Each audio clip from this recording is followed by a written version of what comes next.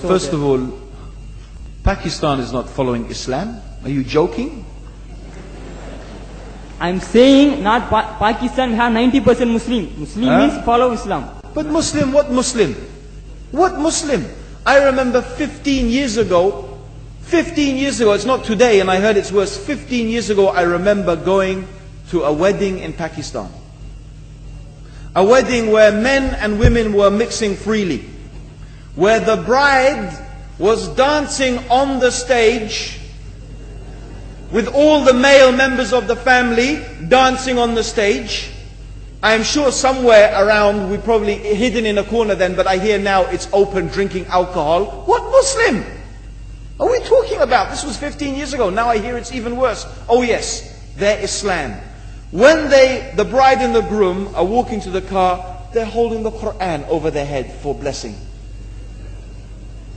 That Islam? That's not Islam. What Islam is that? That's exactly the thing I'm talking about. That's why the Muslims are in such a mess. Because of this nonsense, this hypocrisy, actually they are insulting the Quran by doing that. Amongst all of this haram, they think that the Quran, holding it over their head, is going to bless them because they're holding it. What is that? Where did they get this from? So, I don't know what we're talking about. In fact, this is the problem. You see, the Muslim world itself is so far from Islam. So many you find here in India. Well, I know it's not a Muslim country, but there are lots of Muslims here. But I don't know what sort of Muslim. Most of them go to the dargah and they call upon some dead person in the grave, and they think that by talking to a dead person they're going to have their needs fulfilled. What's the difference between that and worshipping an idol? There's no difference, believe me. It's shirk. I've seen it myself with my own eyes. I'm praying in the masjid. The adhan goes. The people are praying in the masjid.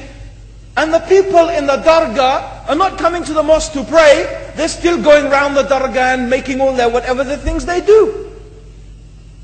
What's that? That's not Islam. You go to many countries. You find Pakistan. You want to see Islam in Pakistan. You know, in England, in every street corner we have a pub. You know what's a pub? You know what's a pub? Like a bar. You know, a place where you sit and drink alcohol. Yeah? Yes? In Pakistan, believe me, they have something worse than that. Yes, worse. On every street they have a picture of a palm. Everywhere you see it. Hanging from the windows. They have the picture of a palm. What's that advertising? Something worse than drinking alcohol. An invitation to disbelieve in Allah. That they're going to read your hand and tell your fortune. Shirk. It's shirk. Whoever believes, the Prophet said, sallallahu alaihi wasallam, whoever visits a fortune teller out of curiosity, Allah will not accept their prayers for 40 days. Whoever believes in the fortune teller has disbelieved in Allah and His Messenger.